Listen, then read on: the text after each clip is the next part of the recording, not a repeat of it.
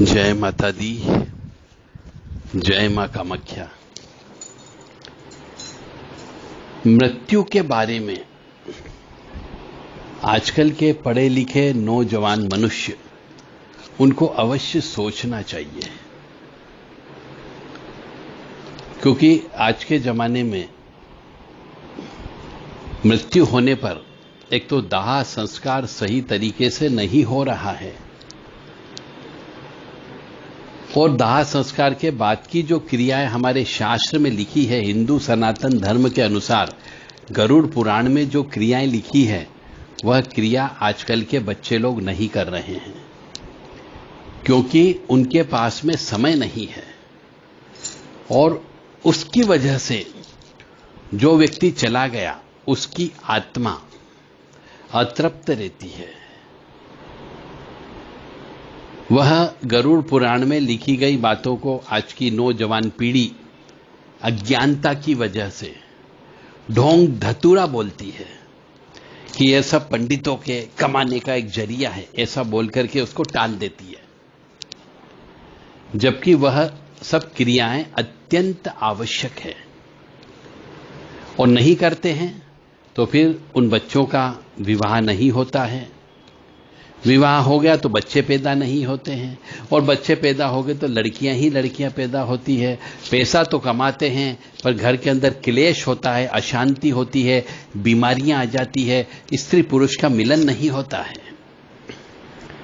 स्त्री पति से दूर रहती है, कई बार पति अपनी पत्नी से दूर रहने लग जाता है, और इस प्रकार से धीरे धीरे घर परिवार बर्बाद हो जाता है। तो आज हम इसी विषय पर चर्चा करेंगे कि मृत्यु के बारे में पढ़े लिखे व्यक्तियों को अवश्य सोचना चाहिए।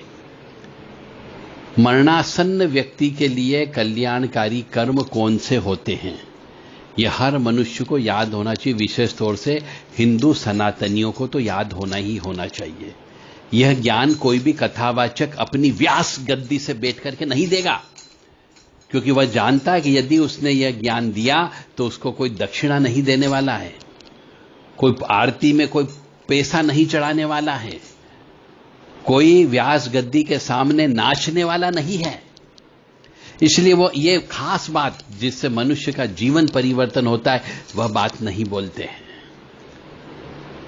तो मरणासन्न व्यक्ति के लिए जो कल्याणकारी कर्म होता है वह हम आपको बताने जा रहे हैं, क्योंकि हर घर में मृत्यु तो होती ही होती है, कभी न कभी किसी न किसी की तो मृत्यु होगी ही होगी। तो मालूम होना चाहिए कि मृत्यु होने के बाद में हमें क्या क्या कर्म करना है, क्योंकि यह शिक्षा प्रणाली में शामिल नहीं है। तो और यदि आप पितृदोष से मुक्त होना चाहते हो, यदि आपको पितृ के सपने नहीं आए, यह चाहते हो कि आपको सांप के सपने नहीं आए, यह चाहते हो कि आपके घर में बीमारियां नहीं आए, यह चाहते हो कि आपके बच्चे लोग जो हैं सही तरीके से रहें, गलत राह पे नहीं जाएं, तो आपको इन नियमों का पालन करना ही करना पड़ेगा, और यह ज्ञान लेना ही लेना पड़ेगा। मनुष्य मृत्यु के बारे में सोचने से डरता है, मृत्यु के बारे में पढ़ने से डरता है। ऐसी शिक्षा दीक्षा से क्या मतलब है जो मनुष्य को डराती धमकाती हो। तो सबसे पहले भूमि को गोबर से लीपना चाहिए, फिर जल की रेखा से मंडल बनाकर उस पर तिल और कुछ घास बिछाकर जो मरने वाला व्यक्ति हो उस व्यक्ति को उस पर सुला देना चाहिए, तो उसकी जान बहुत आसानी से निकल जाती, तड़पता नहीं है मरते वक्त। उसके मुंह में पंचरत्न स्वर्ण आदि डालने से सब पापों को जलाकर वह आत्मा मुक्त हो जाती है। तो 5 प्रकार के रत्न भी लाकर के रख लेना चाहिए, सोना भी लाकर के रख लेना चाहिए। जैसे कोई व्यक्ति मरता है और वैसे ही उसके लिए ये कर्म अवश्य करना चाहिए, और ये बेटे बहुओं का ही कर्तव्य है कि वह ऐसा कर्म करे। एक बार और बता देता हूं कि जो व्यक्ति मर गया है या मरने वाला है, या बस थोड़ी देर में जाने वाला है तो ये सब तैयारी कर लेना चाहिए, या अभी मर गया हो तो सबसे पहले उसको भूमि जो रहती है जहाँ नीचे सुला देना चाहिए पलंग से उतार के, तो उस भूमि को गोबर, गाय के गोबर से लीपना चाहिए। फिर जल की रेखा से मंडल बनाना चाहिए, उस पर तिल और कुश जो घास होती वह बिछा करके उस मरे हुए व्यक्ति को उस पर सुला देना चाहिए। उसके मुंह में पंच रत्न और स्वर्ण थोड़ा बहुत डाल करके रखना चाहिए ताकि वह पापों को जलाकर उस आत्मा को मुक्त कर देता है, यानी वो आत्मा फ्री हो जाती है। भूत, प्रेत, आत्माएं और यम के दूत अपवित्र स्थान और जमीन के ऊपर रखी चारपाई से मृत शरीर में प्रवेश करते हैं। इसीलिए मरे हुए व्यक्ति को तुरंत जमीन में गाय का गोबर लेप करके उस पर लिटा देना चाहिए। उसके मुंह में गंगा जल डालना चाहिए अथवा तुलसी का पत्ता रख देना चाहिए, जिससे भूत, प्रेत, आत्माएं उसके शरीर के अंदर प्रवेश नहीं कर सके। कोई भी शोक न मनाता हुआ उसके पास प्रभु का नाम लेना चाहिए, यानी ओम नमो भगवते वासुदेवाय, ओम नमो नारायणाय। प्रभु यानी उनका नाम, श्री हरि विष्णु जी का नाम लेना चाहिए, और जब तक प्राण है विष्णु जी का नाम उसके पास में लेते रहना चाहिए। यमराज का अपने दूतों को आदेश होता है कि मेरे पास उन आत्माओं को लाओ जो हरि का नाम नहीं लेती है। ओम हरि को जपने वाले मेरे पास नहीं आते हैं। पापी मनुष्य जो नारायण को नहीं मानते, उनके कितने ही पुण्य कर्म उन पापों को नहीं मिटा सकते। तो हे गरुड़, जाने अनजाने में मनुष्य जो भी पाप करते हैं, उन पापों की शुद्धि के लिए उन्हें प्रायश्चित कर्म करना चाहिए। तो आजकल के जवान लड़के लड़कियां भी पाप कर्म करते हैं, तो उन्हें भी इस बात का ज्ञान होना चाहिए कि यह पाप है, महापाप है, और उसके लिए हमें कुछ न कुछ प्रायश्चित कर्म करना चाहिए। शास्त्रों में 10 विधि स्नान का लिखा गया है, चंद्रायण व्रत के बारे में लिखा गया है, गोदान के बारे में लिखा गया है, और इन सब का उल्लेख गरुड़ पुराण में किया गया है। यदि मनुष्य उनमें क्षमता के कारण सफल न हो रहा हो तो कम से कम 1/4 प्रायश्चित तो अवश्य कर लेना चाहिए। उसके बाद में 10 प्रकार के दान देना चाहिए।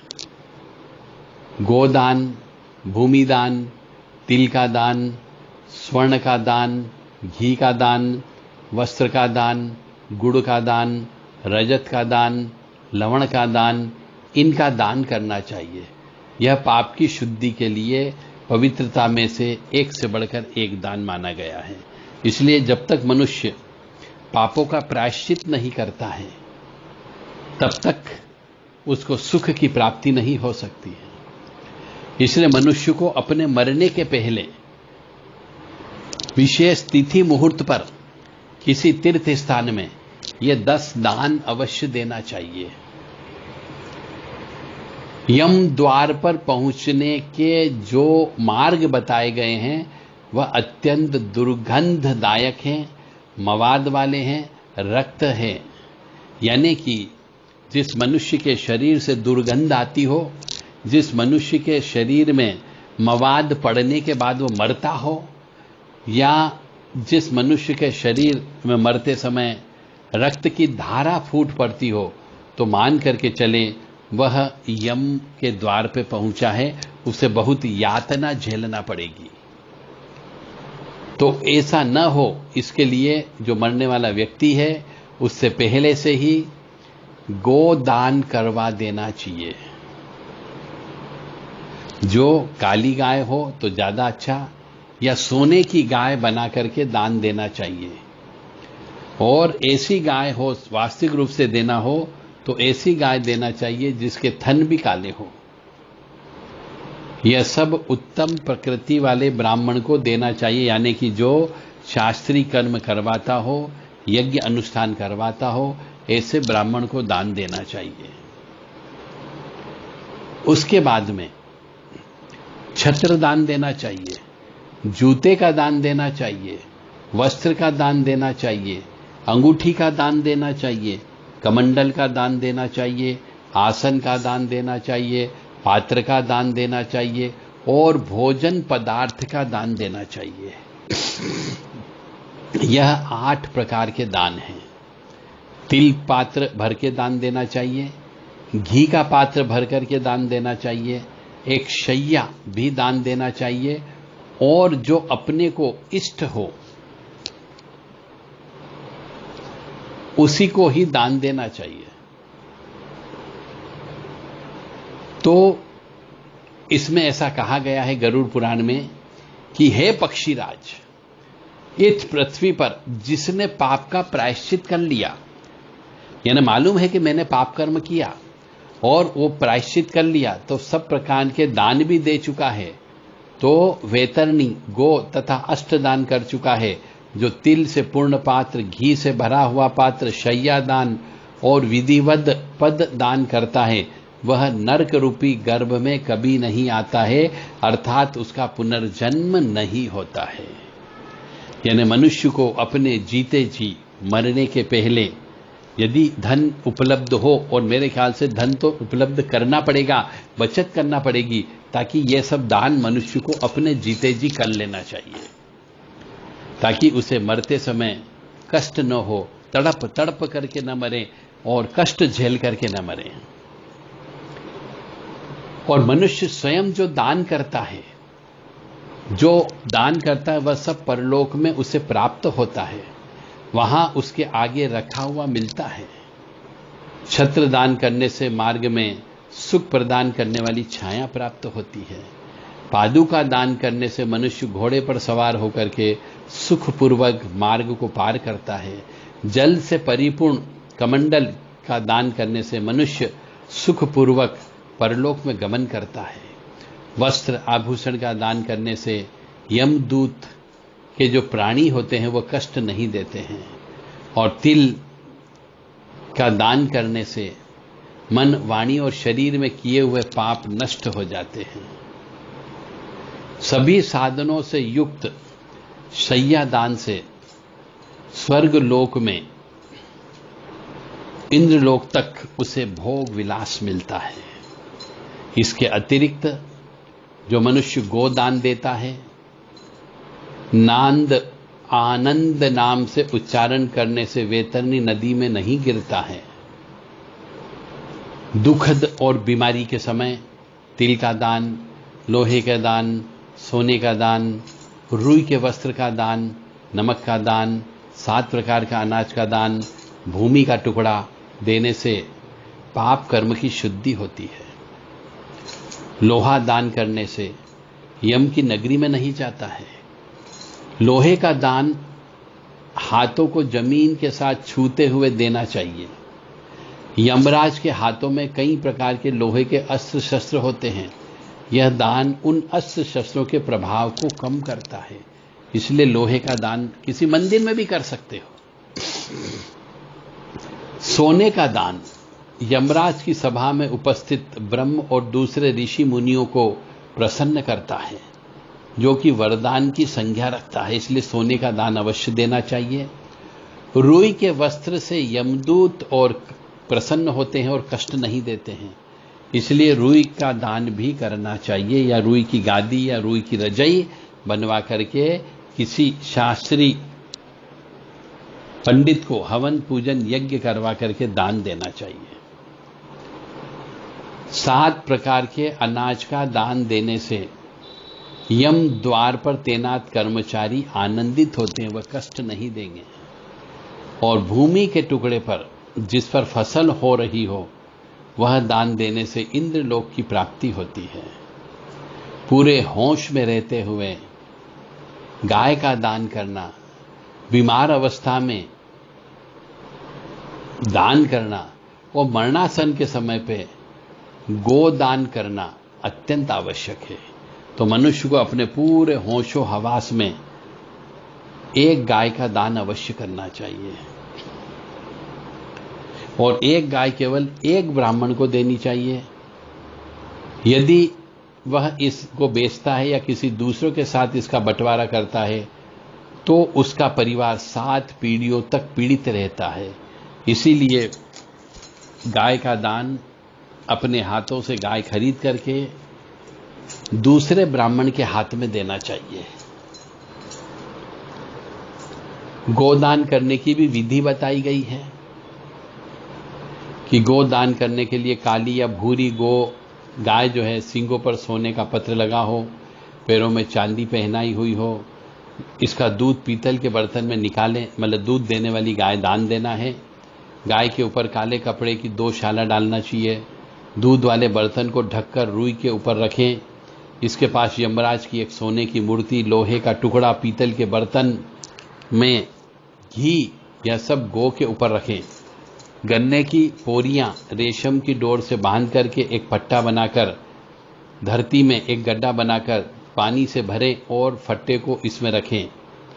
गो की पूंछ पकड़कर पैर पट्टा पर रखकर ब्राह्मण को दान दक्षिणा नमस्कार करके मंत्र का उच्चारण करते हुए भगवान विष्णु से विनम्र प्रार्थना करें कि हे प्रभु, आप सब प्राणियों के दाता हो, रक्षक हो, कल्याणकारी हो, आपके चरणों में यह उपहार भेंट करता हूं। ये बोल करके दान देना चाहिए। वैतरणी नदी को नमस्कार करता हूं, हे गोमाता, आप देवी शक्ति के रूप में मेरे पापों का खंडन करो, मेरे पापों का नाश करो। फिर हाथ जोड़े हुए यमराज को गो की प्रतिमा में देखते हुए इन सब के इर्द गिर्द जखल लगा करके ब्राह्मण को दान देना चाहिए। तो गो दान के लिए शुभ समय, शुभ स्थान, सभी पवित्र स्थल होते हैं, नदियां होती है जहां पर स्नान किया जाता है। यानी कि ग्रहण के बाद में दे सकते हैं, संक्रांति पर दे सकते हैं, काल रात्रि, महारात्रि, मोहरात्रि, दारुण रात्रि पर दे सकते हैं। और भी अक्षय तृतीया है, अक्षय नवमी है, उस दिन दान देना चाहिए।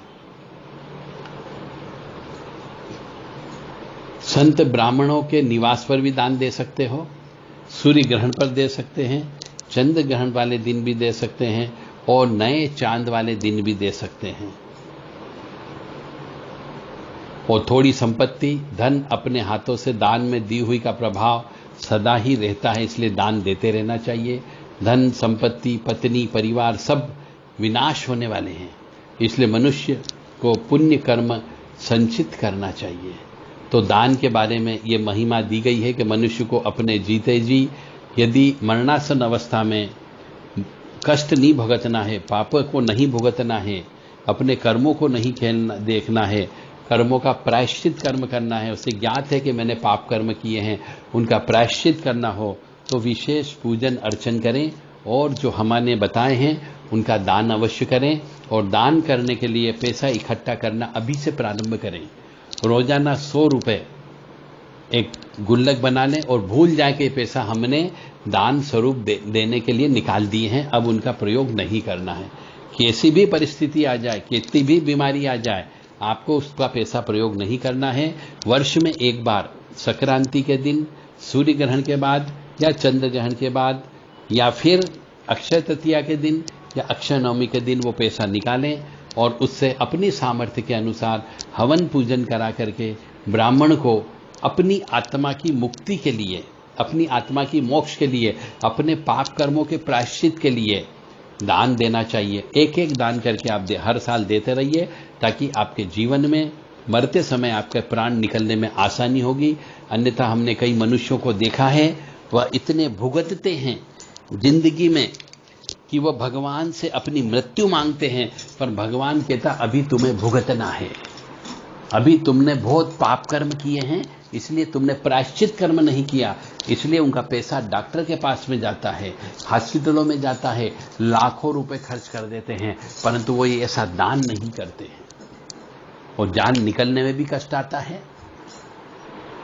तड़प तड़प करके उनकी जान निकलती है, रोते हैं जान निकलने के लिए कि भगवान उठा ले। अब आंखों से आंसू निकलते हैं, बोल नहीं पाते हैं, उठ नहीं पाते हैं, चल नहीं पाते हैं, एक ही पलंग के ऊपर हंगना मुतना सब कुछ होता रहता है, परंतु जान नहीं निकलती। इसलिए जान आसानी से निकल जाए इसके लिए, और अकाल मौत नहीं हो इसके लिए जो हमने बताए हैं, ये दान अच्छे मुहूर्त में, अच्छे तिथि को, अच्छे स्थान पर अवश्य करना चाहिए।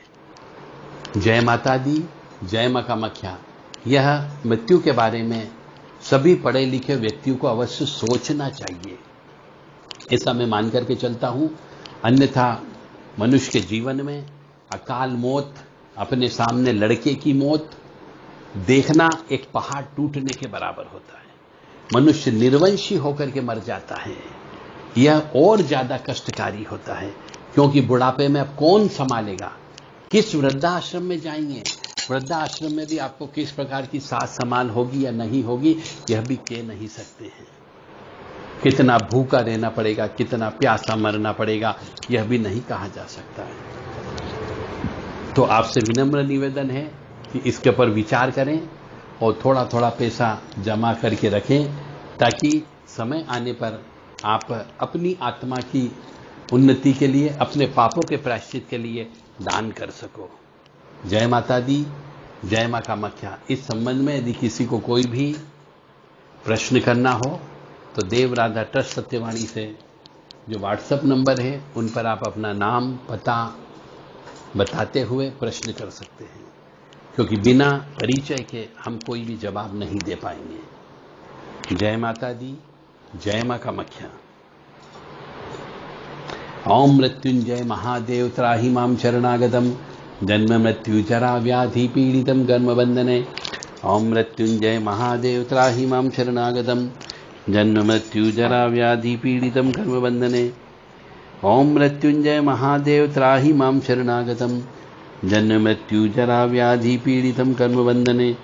ओम मृत्युंजय महादेव त्राहि मां शरणागतम जन्म मृत्यु जरा व्याधि पीड़ितम कर्म बंधने। ओम मृत्युंजय महादेव त्राहि मां शरणागतम जन्म मृत्यु जरा व्याधि पीड़ितम कर्म बंधने। ओम मृत्युंजय महादेव त्राहि मां शरणागतम जन्म मृत्यु जरा व्याधि पीड़ितम कर्म बंधने। ओम मृत्युंजय महादेव त्राहि मां शरणागतम जन्म मृत्यु जरा व्याधि पीड़ितम कर्म बंधने। ओम मृत्युंजय महादेव त्राहि मां शरणागतम जन्म मृत्यु जरा व्याधि पीड़ितम कर्म बंधने।